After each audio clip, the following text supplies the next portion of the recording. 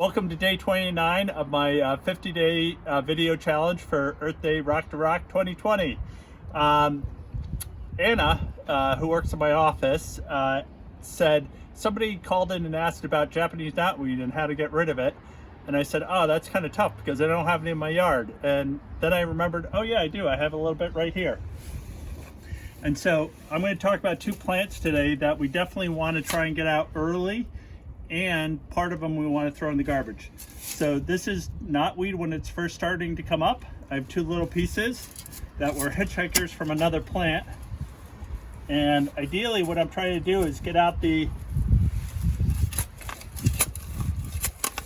roots and what are called the rhizomes as much as possible, because these are sucker and develop new ones off of there. And so if I can try and follow them back. I also have the roots of this striped maple behind me coming through here.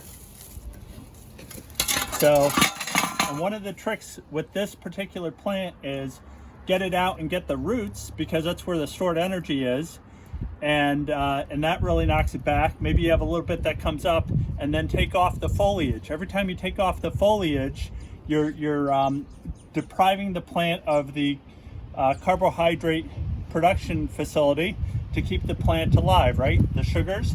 And so without any foliage, plants disappear.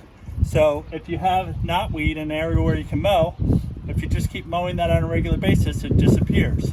If it's in a garden, if you keep weeding it, it disappears. In the spring, when it has all its stored energy and it wants to push up, knock it back, that's great. And it's really important to get this out before it flowers, which is in the fall. We're going to go look at another nemesis in the garden. So the reason why I really focused on this today, I wasn't going to talk about it, is because I was out and about and I noticed that garlic mustard was just flowering. And garlic mustard is a relatively new invasive. It's a biennial, meaning the seed develops a little plant, sits in the garden, you don't really notice it for years, gets a lot of stored energy that I was talking about, and then the second year it pushes out flowers. And in those flowers, which are right here, here's some with the white on it, those will disperse thousands of seeds, and then you'll be back into it. So it used to be that I never found this, and I remember a student saying to me, oh, I should watch out for it when first time I saw it, because down south it's taken over, and now it's taken over large areas of New Haven in the forest.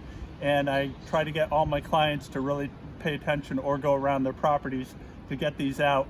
And usually it's May 1st, but we're about 2 weeks early this year.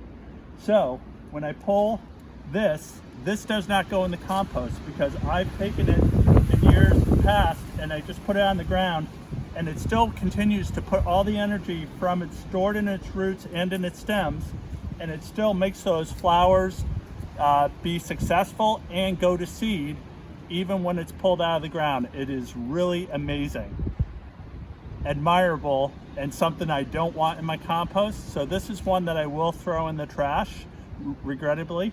And then with knotweed, if you can just take off the roots, throw those in the trash, because those could end up coming up in your compost. And these are compostable.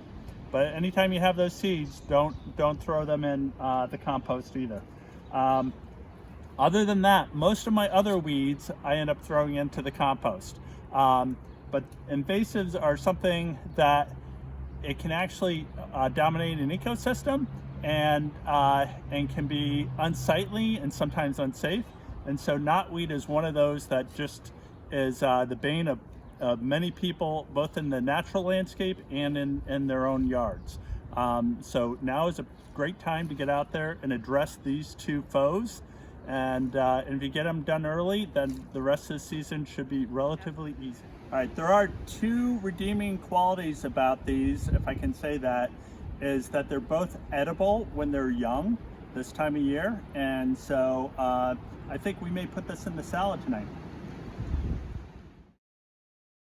And I'd like to thank my new donors to my Rock to Rock page, my Aunt Monica, Ann Diamond, Marissa Mead, and Becky Paw. Thank you so much for supporting me and the work we do at URI. Your dollars will go far this year. Hope you're all doing well. Thanks.